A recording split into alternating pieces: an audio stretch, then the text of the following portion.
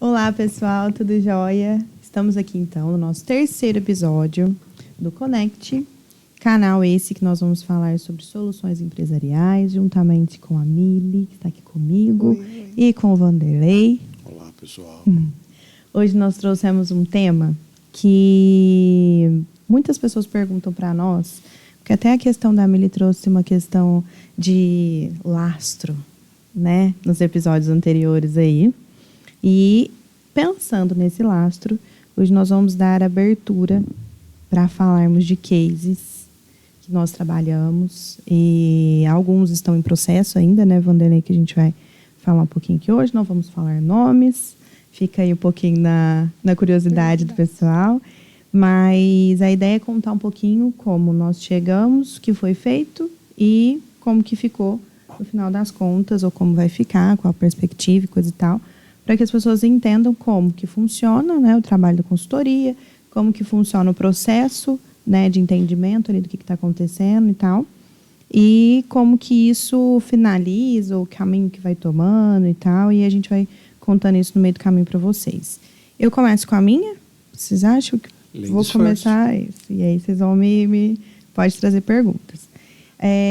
Eu trago um acontecido com muito carinho, que a gente fala assim, que foi uma empresa que eu entrei e eu dei meu sangue, e era como se fosse a minha empresa. Eu ainda estava trabalhando como CLT, e foi quando eu voltei para Franca, em 2013. O primeiro acontecido, assim, foi que eu bati na porta dele, e eu disse para ele: eu soube que você está precisando de alguém no comercial.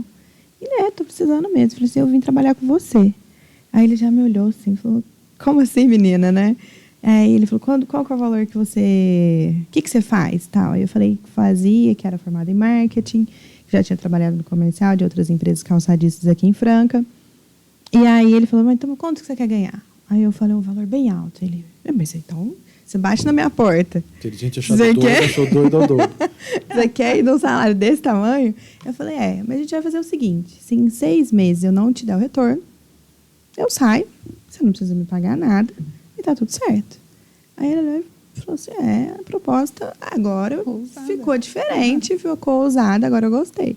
Apertamos ali as mãos, fechamos o contrato e tal. E aí entrei assim, com aquela... Uma garra, uma paixão já pelo desafio, assim, né? Mas me apaixonei já pela empresa e por tudo que estava sendo construído ali dentro, né? Uma história de muito carinho. Então, é uma empresa que certamente quem me conhece na vida pessoal e trabalhou comigo nessa empresa vai lembrar. Então, a gente tem ótimas lembranças assim, daquele momento, daquele lugar. Entrei em um dos primeiros desafios na época, que por mais que, assim, isso foi em 2013, a gente ainda não estava falando de rede social, a gente ainda não estava falando de e-commerce, estava falando do mundo digital, mas muitas coisas já aconteciam no online, que é o caso do catálogo online, né? As fotos ainda, quando você falava de produto, principalmente aqui em Franca, gastava-se as fábricas, Milha, acho que é até uma coisa...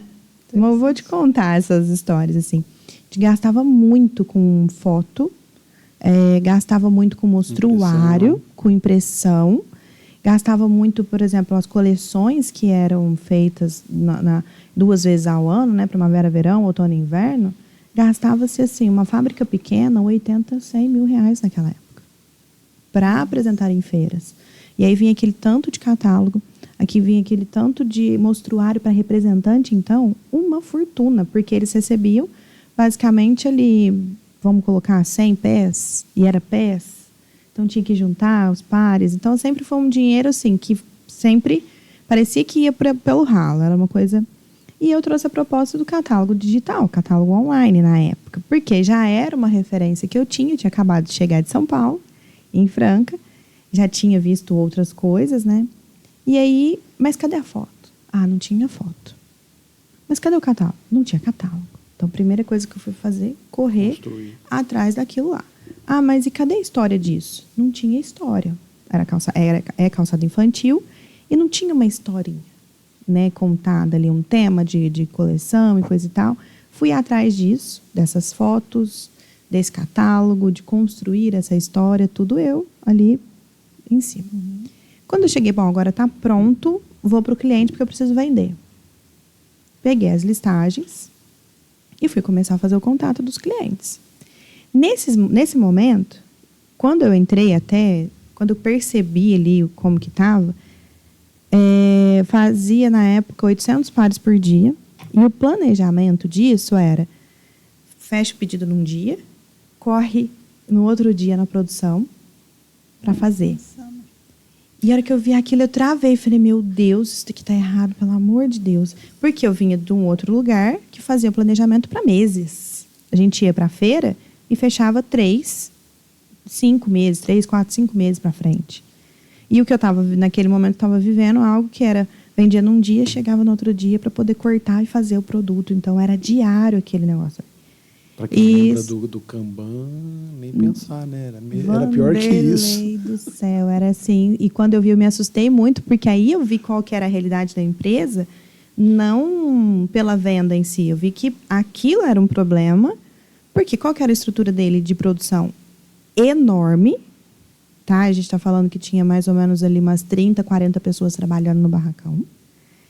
Muita gente. O corte ali dentro, tudo ali dentro.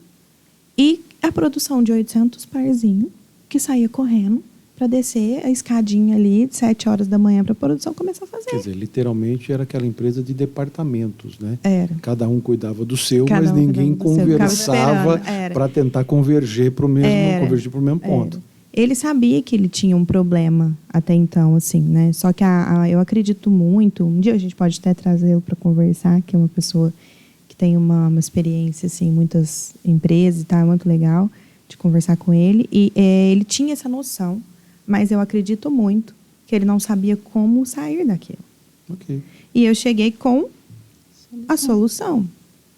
E mostrei para a primeira coisa que a gente precisa fazer é um catálogo. E era assim para mim, Mili, eu não vou fazer, não sei fazer, o que pode fazer? Aí eu ia atrás. Que foi uma coisa que que eu lembrei de você quando você falou ontem, eu lembrei disso, porque e outras conversas que a gente já teve, que você já contou da pessoa, não, então você faz, aí você tem que ir lá e sair correndo. Aí ela fazia a foto, e fui lá e fiz o catálogo. E fui lá, e aí, a hora que chegou na parte de vendas, que era onde eu queria atuar, né, juntar o marketing com as vendas, né, comecei a fazer um trabalho de formiguinha.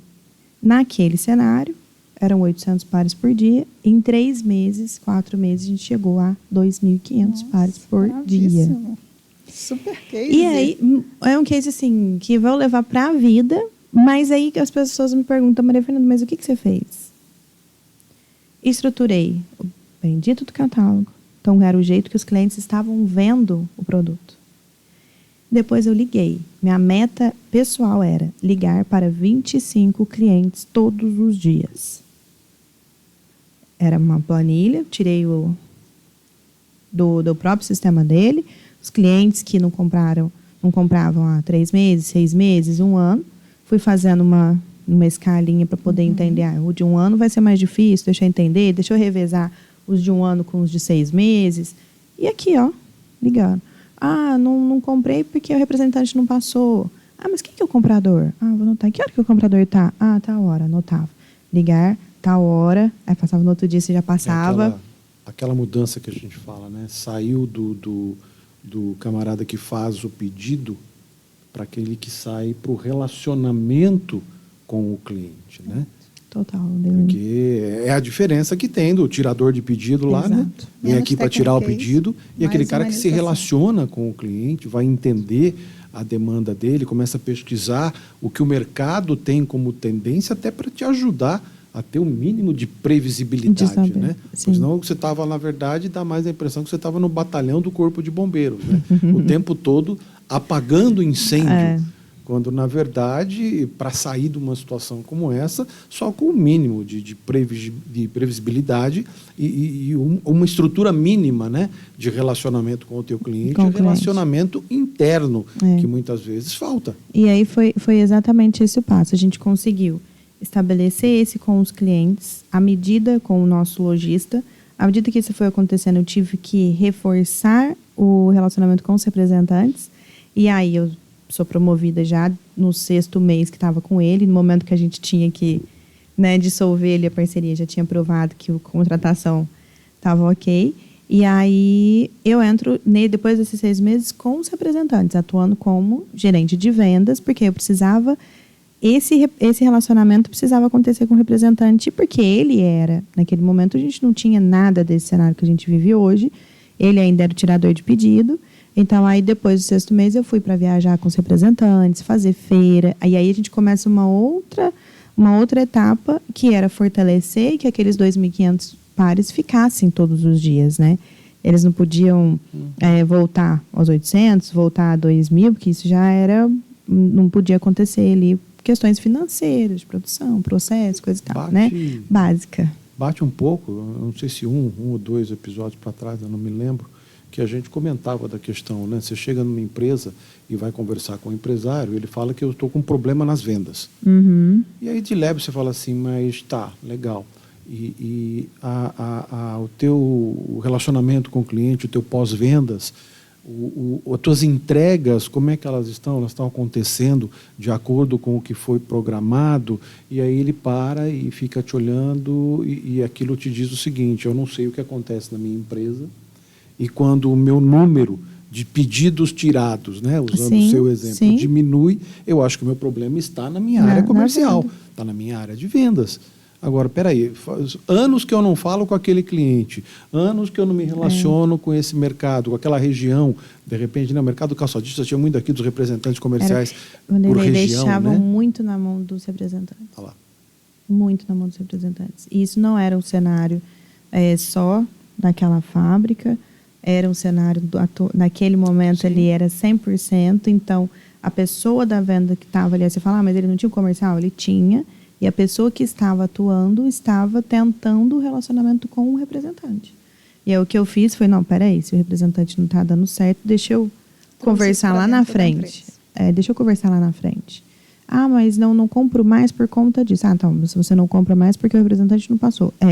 Não é porque o produto é ruim. Não, de jeito nenhum. Eu adoro o produto, eu gosto, e aí tinha aprendido uma questão de pedido sugerido. Então, eu sugeria para o lojista um determinado pedido e coisa e tal. Ó, só comprar tênisinho, sandalinha, papapá. Então, aquilo facilitava a vida dele. Coisa que muitas vezes o representante não faria.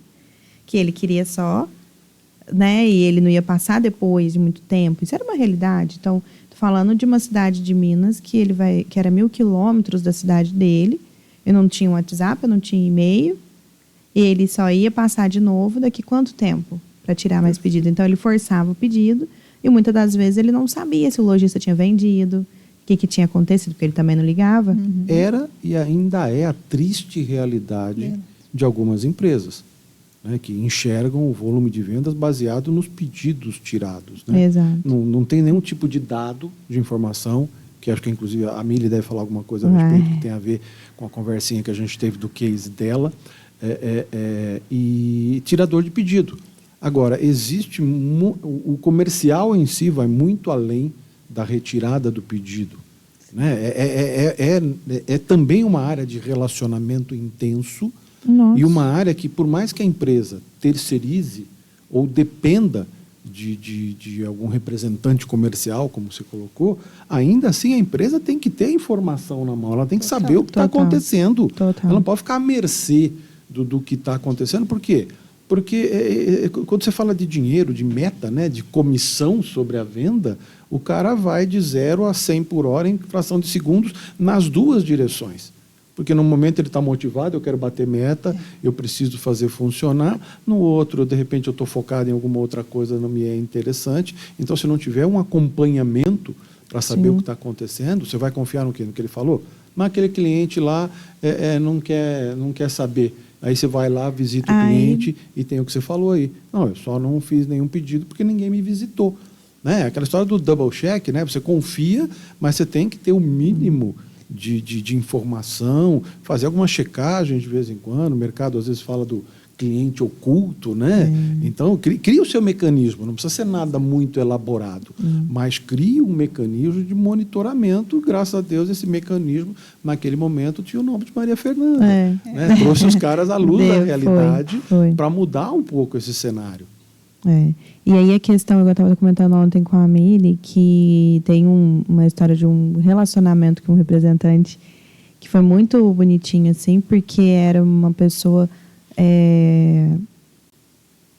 com mais da metade da minha idade, em que quando me viu enquanto gerente comercial, nós tivemos ali, a hora que ele me viu, ele ficou muito decepcionado por eu ser novinha. E aí, isso, né, faz quase 10 anos ali atrás. Hoje né? tá legal, porque hoje tá novinha. Tá E aí, quando eu cheguei na cidade dele, quando eu cheguei em Floripa, que ele foi me buscar, que ele me viu, eu já vi a carinha dele.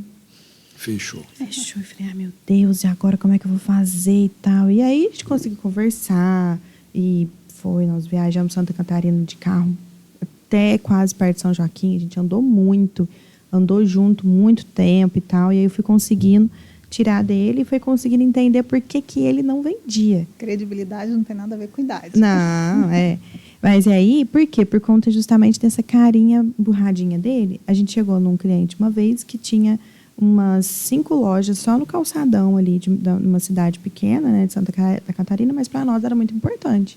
E esse cliente não comprava mais. Quando a gente foi chegando na loja, esse cliente, era que viu o representante, ele já ia saindo por outra porta, assim. A gente entrou por ele já ia correndo, porque ele estava correndo o representante. Quando ele me viu, ele sorriu, travou, porque ele viu que o meu representante não estava sozinho, né? E aí a gente começou a conversar, e eu falei, olha, não vim vender não, tal, vim te conhecer, falei para ele, tal.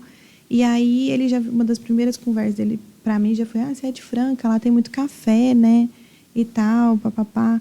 E aí falei para ele, tem muito café, e já guardei a mensagem do café na cabeça ali do café.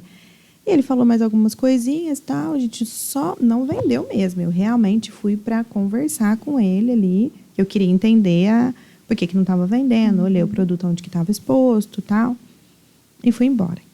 Quando eu cheguei em Franca, eu mandei um café para ele.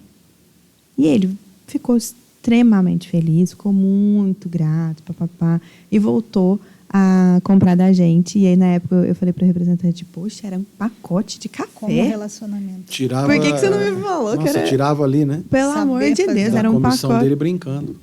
Não, Vanderlei, pedi nem tirava nem da comissão dele, não. Me liga, Maria Fernanda. Só manda um café aí de Franca para esse... Acabou. Você sabe que você comentando essa e ele situação sempre me traz à mente uma questão que eu fico me perguntando, né? A tecnologia evoluiu para ajudar as empresas no sentido de empurrar para frente ou de puxar? Porque o advento da tecnologia te permitiu algumas coisas que, você retrocedendo aí alguns anos atrás, e nem são tantos anos assim, né? Quanto te faria bem se a empresa, naquele momento, tivesse o mínimo. E quando eu falo de tecnologia, não é computador, gente. Né? Tecnologia pode ser sinônimo para um monte de coisa. Organização pode ser olhado como um sinônimo de tecnologia no que tange a avanço, né? Então, hoje, os grandes negócios só são possíveis porque tem o advento da tecnologia. Porque imagina, você controlar algo do tamanho que você controlava, já havia uma dificuldade, como os negócios teriam se expandido sem que você tivesse ferramentas adequadas para que eles pudessem acontecer. Infelizmente, em algumas situações, esse advento acabou jogando uma pá de terra em alguns negócios. Sim. Porque eles não conseguiram acompanhar, né, a evolução. Ou usar essa tecnologia de uma forma benéfica, né? Porque algumas tecnologias evoluíram, né? Na oportunidade tinha o celular, mas o que é que faltava, de repente, nessa indústria? A questão do relacionamento. Alguém com essa visão do relacionamento, da humanização do atendimento. E quando você olha para esses clientes que já não compravam mais e para essa indústria com esse olhar de trazer o relacionamento além só de um tirador de pedido, como o Vanderlei colocou muito bem, você muda a história do negócio. Então, pessoas são extremamente importantes, muito importantes. Se você tem uma tecnologia, lá ele já tinha o telefone, mas ninguém ligava, ninguém fez o que você fez. Então, assim, a maneira, o pensar fora da caixa, né, realmente foi o que você fez. Brilhante. E aí eu falo, não foi inventando a roda, né? É só um pós-venda. Sim. Sim, e ele já existe, e tem gente que até hoje não gosta de fazer. Exatamente. Mas é só um pós-venda, não é um bicho de 7 cabeças, é só um pós-venda. Acha que vai perder tempo, né? Você vai investir tempo no relacionamento. E aí, quando a gente fala no funil hoje de vendas, vamos vir só para o digital, falar de custo de aquisição por cliente, e no finalzinho do funil é a questão de trazer o cliente para ser um fã, que ele vai falar para outras pessoas. Então, ele não vira o nosso cliente quando a gente vende para ele, mas ele vira nosso cliente quando ele promove a marca. Certo. E se ele está promovendo, meu custo por aquisição ele é menor. E aí, se eu não faço pós-venda, como que eu vou saber que ele vai promover minha marca? Como que você descobre isso? E aí você volta para o funil, de novo, fazendo custo de aquisição, que paga-se muito caro por conta da gestão de tráfego ou por conta de qualquer coisa. É muito caro para você adquirir um cliente, seja de qualquer modalidade que a gente for, para o digital ou para o offline. É caro. A visita, cartão, 1-a-1, você, de repente, fazer reuniões, tempo, um monte de coisa. Mas aí o finalzinho você não faz, porque depois que você adquiriu o cliente, está tudo certo. Já vendi para ele, agora vira as costas. Acha que tá bom, qual é o próximo? Não é assim. Sendo triste. Então, eu acho que assim, se é uma das coisas que ficou mais para mim, hoje, se eu puder trazer com relação à solução, que é simples, que pode ser feita hoje, não precisa nem ser amanhã, dependendo do horário que você estiver vendo o vídeo, que vai fazer você vender de novo, e vai fazer um fã, e vai fazer alguém que promove sua marca, tua empresa, e pode mudar, e muda os números no final do mês. Muito bom. Isso, meu case com todo carinho. Case de sucesso. Agora, Isso aí. Obrigada, gente. Quem que vai contar o case de sucesso? Vai lá, contar? Posso contar? Vamos para o extremo. Já aproveitando o gancho que o Wanderley trouxe, né, da tecnologia, dessa evolução, do avanço, o case, né, da Maria Fernanda sobre o contato com o cliente, esse olhar, você foi lá olhar como estava, você foi visitar, é fundamental. Tem quanto tempo isso? Quase 10 anos. Então, se há 10 anos atrás, né, já tendo um telefone que era considerado uma tecnologia, né, fantástica, e alguma coisa de computação, aí uma planilha, hoje nós temos outros sistemas, né, vários sistemas de controle, CRM, smartphone, WhatsApp, e as empresas muitas vezes continuam não entendendo que elas precisam cuidar desse lead. Eu vou contar um case de uma empresa e eles precisavam criar um momento de rentabilizar mais, vender mais. E aí, produto excelente, algo que tem muita saída, mas você só consegue fazer revenda para o seu cliente quando você conhece o cliente. E aí, né, você tem esse problema. Quando eu identifiquei, não adianta você pressionar o seu consultor de venda, que era, né, basicamente o que estava acontecendo. A gente precisa vender, precisa, né, aumentar aí algumas entregas. E aí, quando eu vou para o olhar, né, que não necessariamente seria aumentar o time de vendas, mas tratar uma deficiência interna da empresa, que eram os dados. Para eu fazer uma revenda ou para eu aumentar a minha entrega dentro de um cliente que já é meu, eu preciso conhecer o que esse cliente tem lá dentro. E aí eu solicitei, nós temos aqui essa lista de clientes, né, são inúmeros, um número grande de clientes. Você tem uma listagem do que cada indústria dessa, do que cada fábrica dessa tem lá dentro, né, quais são os equipamentos, quais são as máquinas. Tinham coisas pontuais, um tinha no caderno, um outro consultor não tinha, o outro tinha uma planilha. A empresa não tinha nada. Não, a empresa não tinha nada. E uma planilha desatualizada. E aí o que eu entendi? Quando a gente fala se eu chegar falando de monetização de dados, até hoje, né, quem está me ouvindo fala, monetizar os dados, acho que vai vender os dados. Gente, não é isso.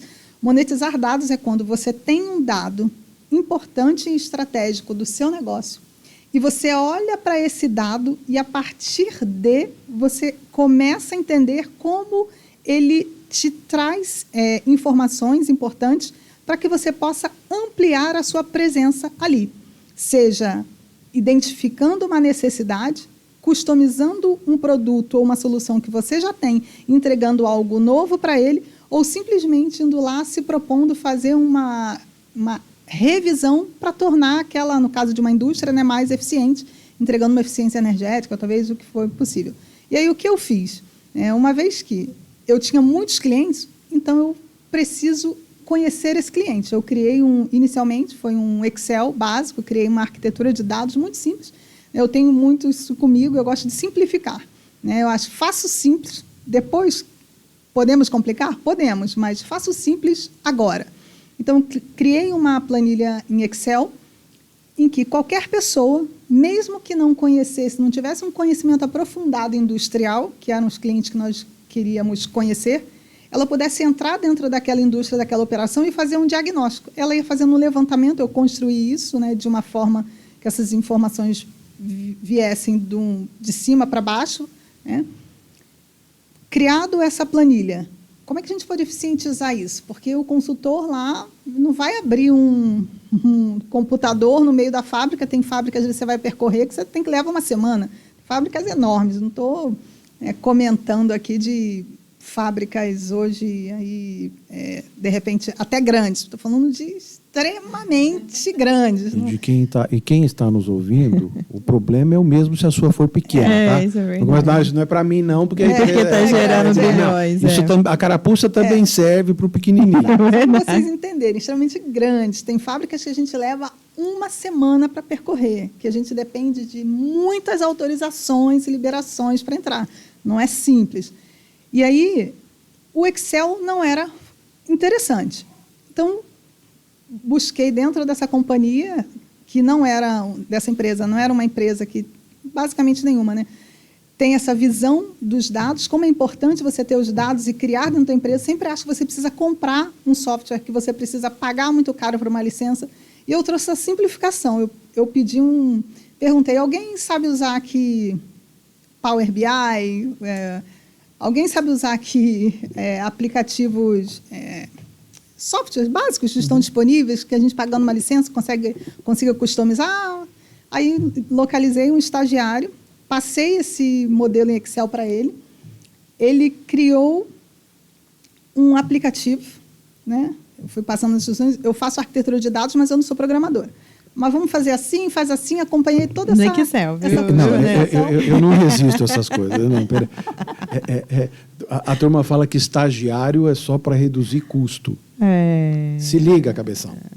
Estagiário fez o desenvolvimento do trabalho que ela está se propondo aqui. Eu identifiquei esse talento nessa empresa num evento que não tinha nada a ver. Eu nem estava pensando ainda fazer, mas como é importante você, quando você está num lugar, seja como consultor ou seja como um colaborador, você conversar com a pessoa que está do seu lado, que é o seu par, e ver valor no outro. É porque, geralmente, a gente tem... ele sabe fazer isso, eu não sei, sabe, vira a cara. A gente não pode ser assim. A gente precisa ver valor do estagiário ao presidente, da pessoa que está varrendo ali o chão. Ela tem talento para N coisas, até um diretor. Eu tenho muito esse olhar. É o que a gente falou um pouquinho antes de nós estávamos chegando, estava conversando, né?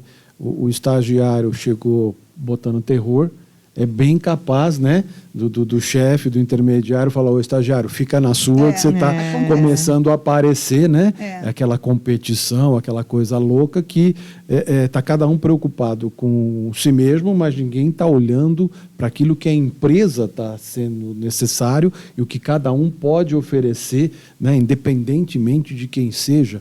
Tem uma discussão muito forte, né, sobre a respeito de quem é a liderança. A liderança é a melhor pessoa naquele processo que está sendo trabalhado. Ninguém está falando aqui de hierarquia, nós estamos falando de liderança. E essa liderança pode vir dos lados mais inusitados. Mas, Vanderlei, por que você está falando isso? Porque a turma acha que as soluções saem só de coisas mirabolantes, de sistemas caríssimos, de um conjunto de tecnologia que vai... menos, tio, menos. Vamos, pega leve. Está certíssimo. Eu tenho muito esse olhar. E aí eu perguntei, ele sabia usar o aplicativo, era o Power Apps. Gente, é um aplicativo que está disponível aí, todo mundo, é super baratinho. Então, vamos transportar esse Excel para o Power Apps, porque aí o consultor, no momento que ele entrar nessa indústria, ele vai clicar ali no telefone dele, ele vai abrir o aplicativo e ele vai preenchendo os dados.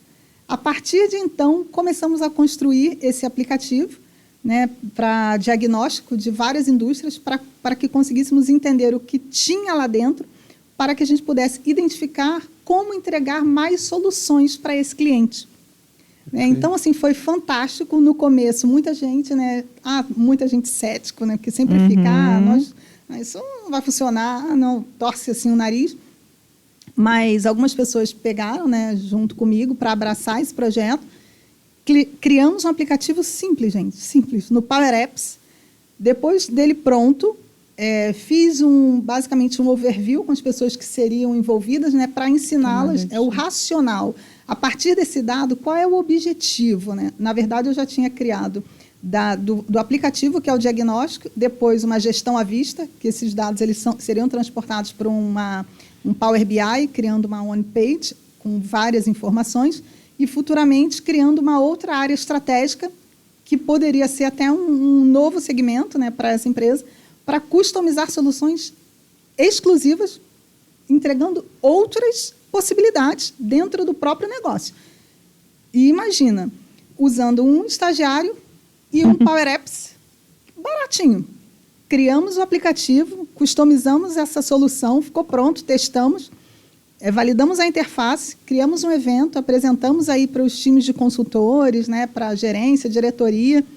Foi super bem. No começo não foi tão aceito, mas depois, quando eles entenderam qual era a proposta e o que isso poderia trazer e iria gerar de valor para a empresa, né, esses dados, como era importante, e que isso não ia ficar mais numa planilha, iria direto para um servidor na nuvem. Então, assim, criou uma expectativa diferente. Sim. E o aplicativo, que é uma coisa simples para mim, né, estou acostumada a fazer coisas mais complexas, internamente, depois o estagiário até ganhou um prêmio, o aplicativo ele ganhou uma proporção, né, uma proporção gigantesca dentro da empresa e se tornou uma ferramenta extremamente importante.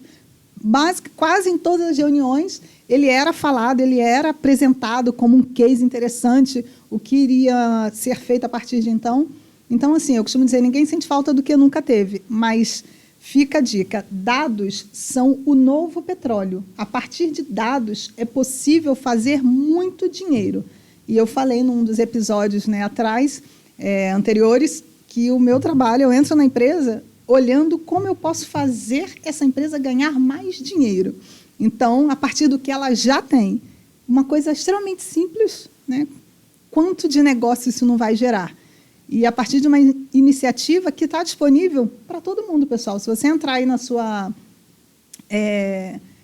aplicativo, como chama aquele?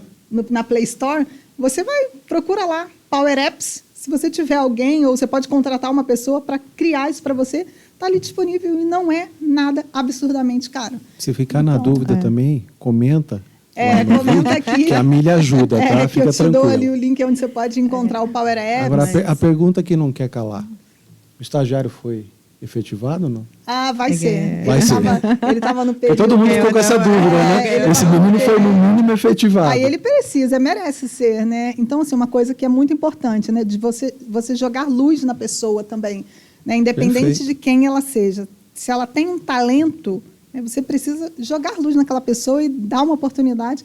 Nossa, para ele e depois para a companhia, para mim também, né? E para o time que estava comigo nesse projeto, nossa, foi sensacional.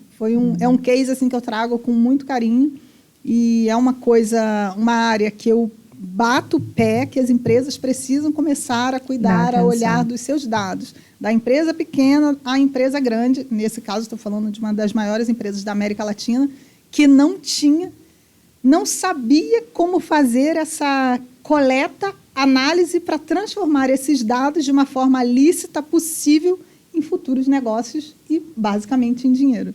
Portanto, senhor micro e pequeno empresário, se você não tem dados, não é vergonha nenhuma. As empresas grandes, muitas vezes, também não têm. Então, esse é o jogo. Essa é a busca, né, pelo esclarecimento, pela melhoria. E a outra. Só pegar um ganchozinho. E os dois cases de vocês duas Fernanda e Emília. Conversa. Não, eles estão falando uma coisa que tem uma cara feia, né? Que é o negócio tal da mudança. Verdade. Né? Vocês implantaram mudanças dentro das organizações. E é óbvio que alguém olhou torto para você. É óbvio que alguém olhou torto para você e para o estagiário. Vocês estavam chegando lá e ia tirar todo mundo da zona de conforto. Né? Ou pelo menos alguns iam ter que sair da zona de conforto. Sim. Porque a gente está aqui olhando para ver o que acontece. Se der certo, deu. Se não der, está tudo certo. Mas para a empresa isso não funciona. Então, isso a gente tem que falar, talvez alguma vez mais para frente, aí, vamos falar sobre a mudança dentro das organizações. Isso é traumático, é um olhar, né? Mas é tão comum acontecer isso, e cada vez com mais velocidade, né? E as empresas e as pessoas que lá estão começar a se acostumar que a única constante nesse mundo em que a gente está vivendo é a mudança. A todo momento, a todo instante, em tudo. E o contrassenso mais absurdo, né? Que a empresa ela tem uma área de inovação com mais de 8 pessoas. Porque os caras estão enxergando tecnologia e inovação como aquelas coisas modernas, bonitas, né? Estão preocupados com o chat GPT. Com perfumaria. Mas não necessariamente, perfumaria, excelente. Não necessariamente resolver olhar para a empresa e ver quais são os pontos críticos que nós temos aqui dentro e como que a gente consegue resolver, de que maneira. Então, foi fantástico para mim, é um super case. E, assim, reforço, dados são o novo petróleo. Invistam nos dados dos seus negócios. Muito bom. Muito bom, parabéns. Case de sucesso de novo. Eu só ia falar, Vanderlei, que assim, é esse olhar da mudança, porque o cara, ele tem que estar... Eu falo cara porque eu penso no dono, né, no diretor, no quem está acima. Então, olhar para o negócio e ele olha... esse olhar da milha é o para dentro. Uhum. E, normalmente, os diretores eles estão olhando para fora, né, no sentido assim, está preocupado, às vezes, que a gente falou nos outros episódios, com o vizinho, com o concorrente, coisa e tal. Mas aí essa área de inovação, ela tem que estar olhando para dentro, para facilitar ali dentro da companhia. Muitas vezes isso não acontece. Aí na minha área, o que acontece? O cara fica preocupado com o chat, com os robozinhos que estão vindo, e aí olha a tecnologia com uma cara feia, que é ruim, que isso vai mudar o mundo, sem fazer o mínimo. E aí o mínimo que a Mili me traz para nós começa de um Excel. E o Excel todo mundo tem na mão. Exatamente. Aí, para quem quiser saber, não foi nem Mili, nem Vanderlei, nem Maria Fernanda que falou. Pesquisem aí na internet, se alguém não conhece, tem um tal de Bill Gates. Vocês já ouviram falar? Não. Esse cara disse, né, uma ocasião, que quando você automatiza um processo que é bom, esse processo fica muito mais ágil, muito mais rápido, mais eficiente. Quando você automatiza um processo que é ruim, você piora ainda mais as condições daquela operação. Então, não dá para sair pensando de uma forma gigante. Dá para começar a estruturar, independentemente do tamanho da empresa, aquele raciocínio no papel e na caneta. A hora que eu estou com o conceito formado na minha cabeça, eu sei o que eu quero, eu sei das implicações, dos pontos de conflito, né, onde estão acontecendo as interações entre os departamentos, entre os meus clientes, onde o ambiente externo se encontra com o ambiente interno, o que a gente chama das interações. Eu construí esse desenho, um fluxogramazinho no papel e na caneta mesmo, tá tudo certo, tá tudo bacana, deixa eu dar uma olhada aqui, ó, vai funcionar, legal, aí tu automatiza. Exato. Porque às vezes você compra um softwarezinho de prateleira, ou você é induzido, conduzido, ou convencido de que determinado aplicativo ou sistema vai salvar a tua vida. Cara, se teu processo estiver quadrado, não vai ficar redondo. Me vem na cabeça aqui um cliente, ele vai saber que é para ele, essa também, comprou um RP, porque o concorrente que dele comprou também.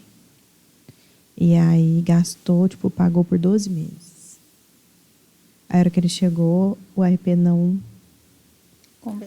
conversava com o restante da empresa. Dá um medo de falar essas coisas, né? Pois fale. Eu vou contar o milagre, mas logicamente não vou contar o santo. Estava conversando eu com o pessoal que tem uma empresa, que tem alguns softwares, né? E eu sempre fico muito curioso, talvez por traumas do passado. A gente fala de case de sucesso, mas a gente também armazenou ao longo do tempo um monte de cases de insucesso. Sim. Né? E eu cheguei numa empresa e, algum tempo atrás, ela havia feito a migração dela de um sistema para um outro sistema. E aquilo, diga-se de passagem, foi muito mal feito. E olha que migrar um sistema de uma forma ruim, talvez era melhor ficar com o sistema velho ou não ter sistema. Porque sistema que não funciona também só serve para empatar a vida de todo mundo dentro da organização. Não é problema. Então, eu sempre tive muita cautela com essa coisa da implantação do sistema, da parametrização do sistema. Então, vamos quebrar aqui uma regra, né? Os caras acham que a tecnologia vem e já te traz a solução totalmente pronta. Não. Um ERP, o teu Power BI, o teu sistema que evoluiu lá na empresa, todos eles precisam de um olhar ali atrás para fazer a parametrização desse sistema. O que é o parâmetro? É o limite que eu dou de lá e de cá, onde o sistema vai jogar e vai trabalhar as informações. Ele não é autômato, ele não é uma inteligência artificial. Ele é um sistema, um ERP. Eu dou o parâmetro, digo para ele o que eu quero e ele me dá aquilo de acordo, muito mais rápido, é óbvio, vai ali processar um volume de informações assustador. Então, precisa ter parâmetro. E eu conversando com o pessoal de uma dessas softwares house, não, mas o nosso sistema já vem todinho parametrizado. Falei, cara, eu acho que eu estou ficando velho mesmo, porque, cara, eu não consigo entender esse conceito de já estar tudo parametrizado, porque é um plug and play. Eu compro lá, ligo na minha empresa, só que eu preciso pegar e colocar os meus parâmetros, as minhas informações, as minhas características. Então, sei lá, o meu limite de crédito lá para a área comercial, né, para o meu cliente, eu preciso estabelecer lá alguns parâmetros da minha área financeira, eu preciso estabelecer alguns parâmetros lá dos outros setores. E quando ele me fala, já vem tudo parametrizado, quer dizer que então a minha empresa vai se adaptar ao seu sistema. E não o contrário, né? Eu tenho um sistema que é uma espinha dorsal e eu adaptar aquilo à minha realidade. E o que a gente vê, infelizmente, é que algum desconhecimento, né, nesse sentido, cria algumas coisas malucas, né? Então, gente, vai com calma. Tecnologia é, sim, muito bem-vinda, mas o tanto que ela pode te ajudar, ela pode te atrapalhar. Talvez a empresa A da Mili ou a empresa da Maria Fernanda nem estivessem preparadas naquele momento para algo mais tecnológico, né? Mas por quê? Porque eles não sabiam nem o que eles tinham, como é que eles iam evoluir. Tem um grau de maturidade, né? Cada empresa, eu acho que quando ela começa a entrar numa era de digitalização, de virtualização, o que é legal isso que você está falando, ela avaliar o grau de maturidade dela. Se ela não tem nada, ela vai precisar evoluir isso aí em camadas. Então, ou talvez dar um grande salto, pode ser se ela estiver disposta a fazer isso, né? Mas dessa maneira, geralmente, as empresas elas precisam criar esses ajustes, essas adequações. E, às vezes, o que é um grande entrave para que a empresa ela não digitalize, ela não virtualize, é porque ela acha que é muito complicado. Verdade. Ou porque ela, vou ter que mudar tudo para me adaptar a isso. Você entende? Só que se ela não começar agora, nesse módulo, geralmente alguns softwares, algumas soluções, eles vêm modulados, você compra um módulo, depois você compra outro, mas ela precisa começar no tamanho que ela está, do jeito que ela pode, como ela consegue, depois ela vai evoluindo. Então, eu gosto de trazer muito essa visão de coisas por etapa também. Quando você não tem nada, às vezes você começa, né, fazendo essa mudança brusca. Não faça isso. Vai criar algo que tenha o seu DNA. Não sai comprando, né, como o Vanderlei falou, qualquer coisa pronta, põe dentro da sua empresa, que para você vai ser uma coisa engessada, né, vai ser complexo.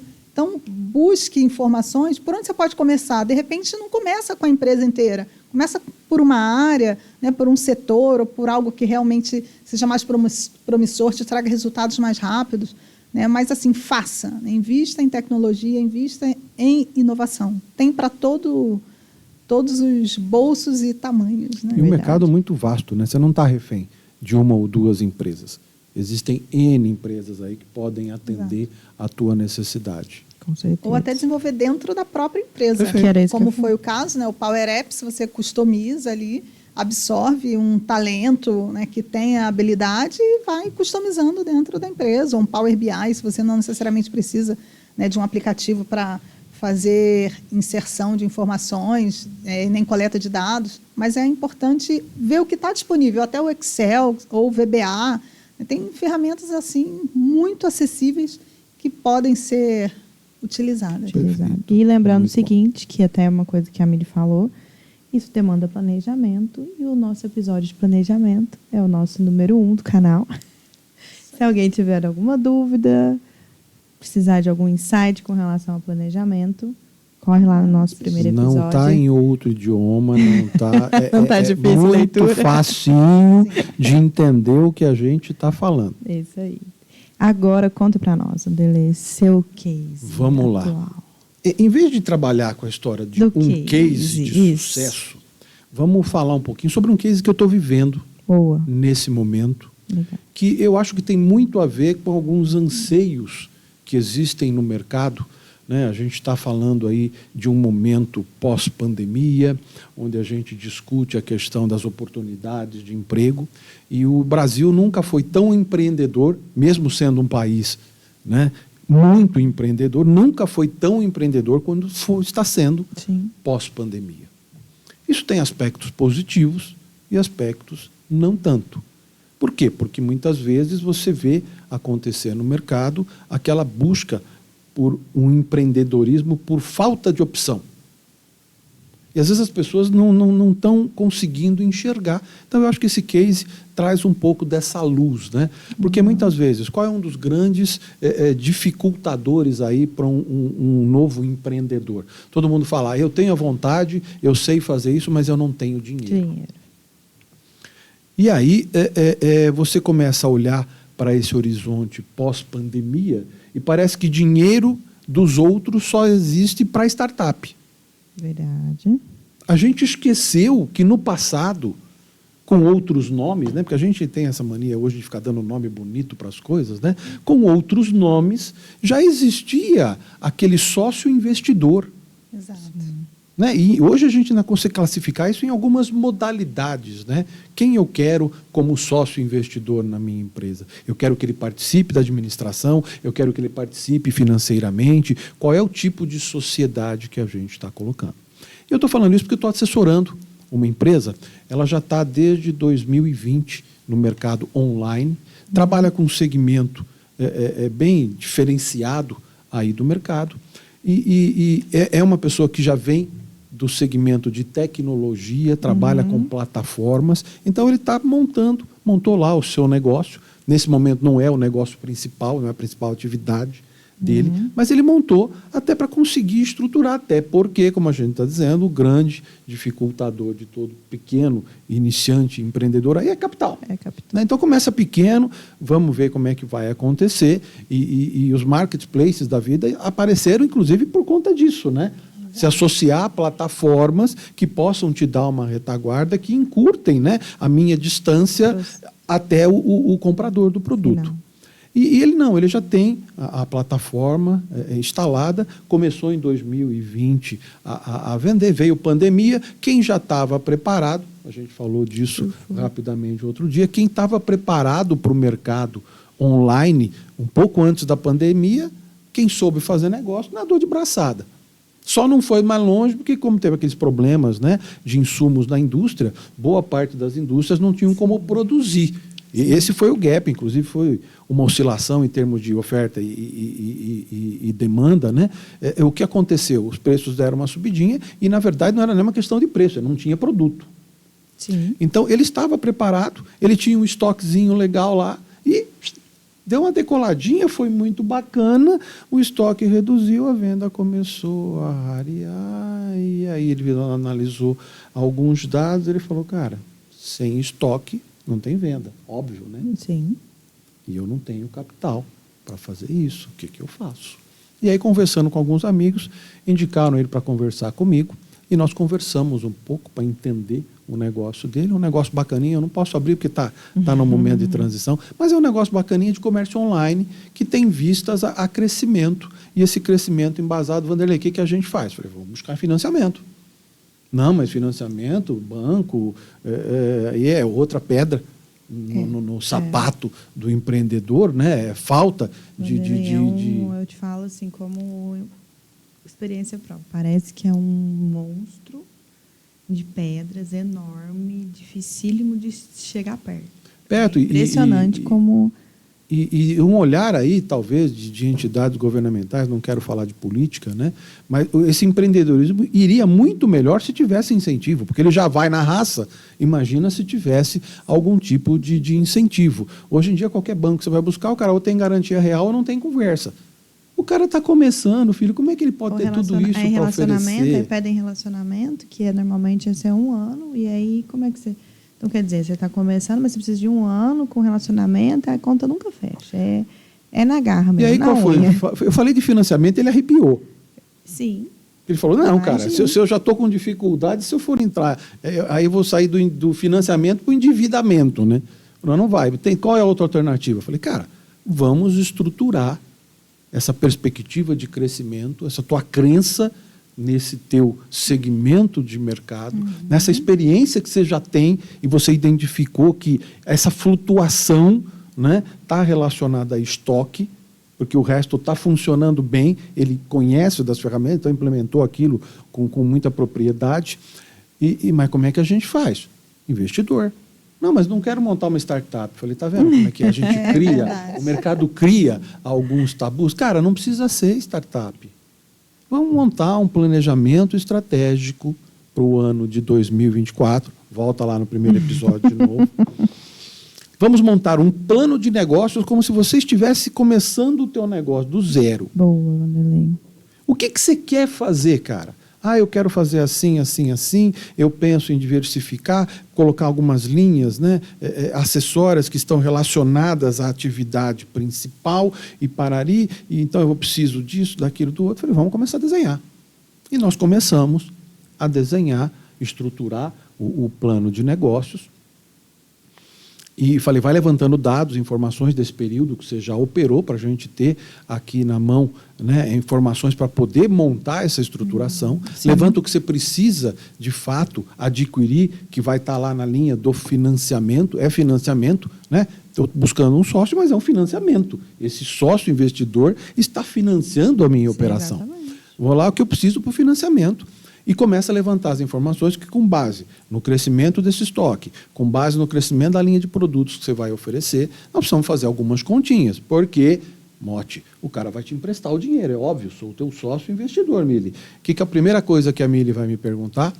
Qual é a taxa de retorno, qual é o tempo de retorno do meu investimento? Como é que isso aqui vai funcionar? Porque um sócio investidor está imaginando que ele está fazendo um investimento contigo. Esse é o conceito do investidor. Tal qual acontece numa sociedade anônima, numa empresa de grande porte, pode acontecer lá na empresa de pequeno porte.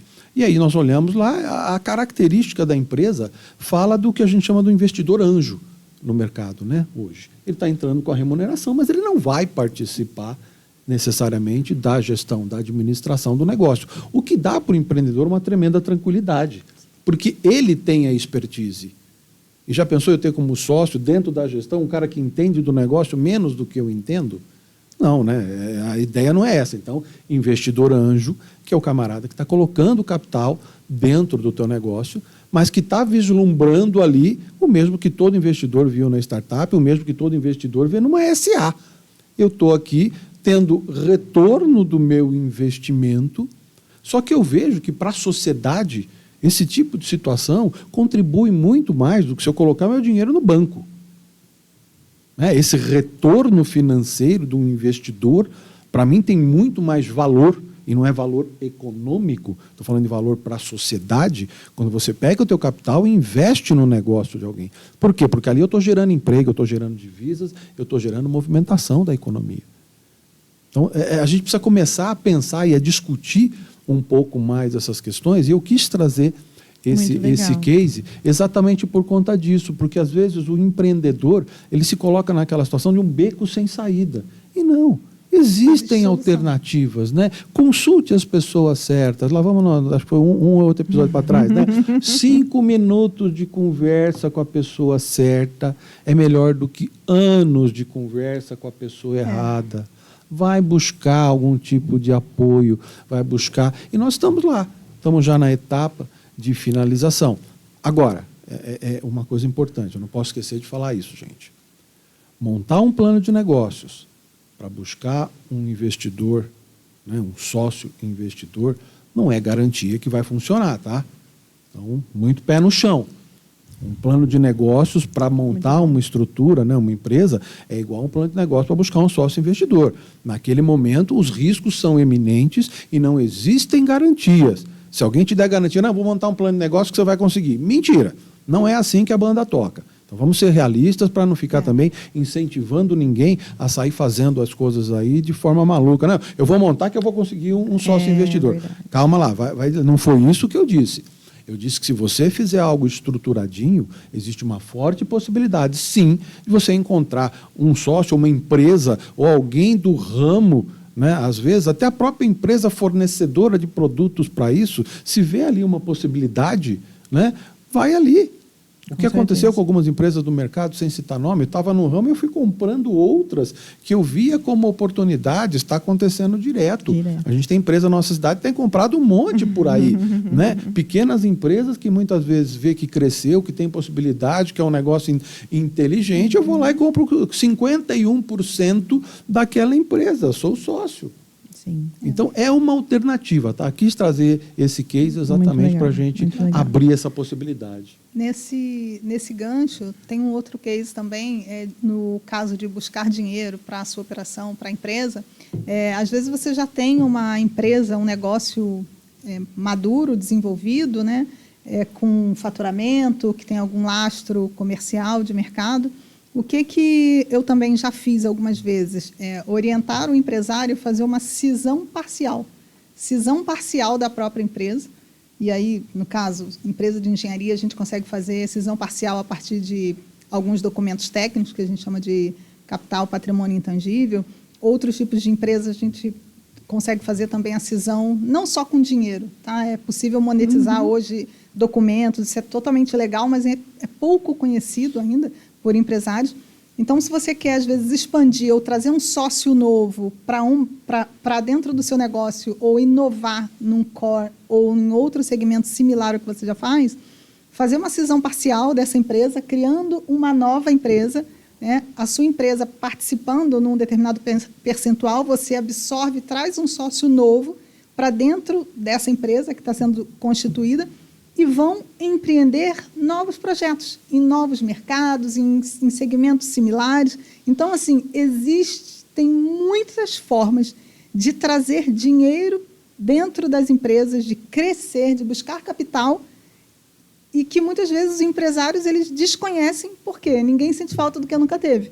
Então, essa é a importância de ter um consultor com essa visão, né, de mostrar para você, como o Vanderlei, né, apresentou muito bem, todas as soluções que essa empresa ela pode lançar mão, né? Ela pode oportunamente se beneficiar. Então, é muito interessante. Eu gosto de bater na tecla que o consultor ele é fundamental hoje, não só para startups, né, mas principalmente para empresas que estão constituídas no mercado e é fundamental para empresas físicas, negócios físicos, estruturas em que você precisa, né, movimentar uma quantia muito alta, diferente de uma startup que em alguns casos também é alto, mas de repente nem tanto. Então, assim, você contar com um consultor que vai entregar esse cardápio, que tem essa visão, esse cardápio de soluções, né, possibilidades de monetizar aquele negócio, de alavancar aquele negócio, é fundamental. Perfeito. É a visão, né, que o empresário, ele não, muitas vezes ele não tem, diretor ali, ele não consegue ter, né? E só esse episódio de hoje já valeu, hein? Já está pano já abriu uma consciência aí que, olha, valeu uma aula, né, Vanderlei? Para todos nós. Dinheiro a partir daqui. Só ouvindo esse podcast. Né? Novamente complementares, né, as discussões. Nossa, que eu acho que aí cada um pega a sua visão naquilo que lhe tocou, né? Daquilo que ele está necessitando no momento. E, pessoal, fique à vontade, comente lá no vídeo, traga as perguntas, traga os questionamentos, tanto quanto o Vanderlei é corneteiro, cornetem também, não tem problema não. A gente precisa entender como é que está chegando, né, essas nossas considerações a quem está nos assistindo. De novo, não somos dono da verdade, em momento algum a gente tem essa arrogância, essa prepotência de dizer que a gente sabe tudo. Pelo contrário, a gente está aprendendo alguma coisa nova todos os dias. Vem aprender com a gente. Eu acho que é esse o mote. E a gente gosta muito de trabalhar casos reais, né? Trazer os nossos cases de sucesso, trazer os cases reais que os empresários enfrentam, nós enfrentamos algumas vezes também, já enfrentamos nos nossos negócios. Então, é fundamental, quero convidar vocês para deixarem sugestões aqui. Se quiser mandar alguma sugestão do que esteja acontecendo na sua empresa, você precisa de uma luz, coloca aqui que a gente vai tentar trazer, ou entre em contato pelo e-mail. Se você não quiser abrir isso nos comentários para todo mundo, manda um e-mail, pede para a gente abordar aí o seu case, o seu problema. Quem sabe a gente consegue, espero, né? E certamente vamos conseguir te ajudar. Então, participe. Esse conteúdo é para vocês. Vamos fazer um convite para vocês. Vamos falar um dia de case. Vamos fazer um episódio só de case que não deram certo? De casos, né? É importante. Na nossa vida que deram errado. É mais ou menos como uma entrevista de emprego, né? A hora que o pessoal do RH fala assim, me diga os seus pontos positivos e os pontos negativos. Né? Mas é muito interessante que a maioria dos cases que não deram certo para o consultor é porque a empresa ou o empresário ele não estava aberto, né, na questão do mindset para aquele momento também. Então, né, não é a bola de cristal. Perfeito. Mas acontece. Mas a gente tem, o Vanderlei tem, né, Vanderlei? Eu tenho alguns. Né? Um negócio de até pessoal que dá para a gente trazer, que é eu também tenho algumas tentativas de erro, tentativas de erros, né? Porque nem é tentativa de acerto, do jeito que foi sem planejamento, né? E aí, vamos falar dessa parte também que eu acho que e eles pontuam situações bem diferentes, né? Exato. Né? Não é só uma questão financeira, não, às vezes é até uma questão de timing, né? Exato. E eu vou até deixar uma outra questão aqui. Se você é empresário, gosta dos arranca-rabos aqui, né? Das nossas brincadeiras, vamos levar essa mesa de discussão para a tua empresa.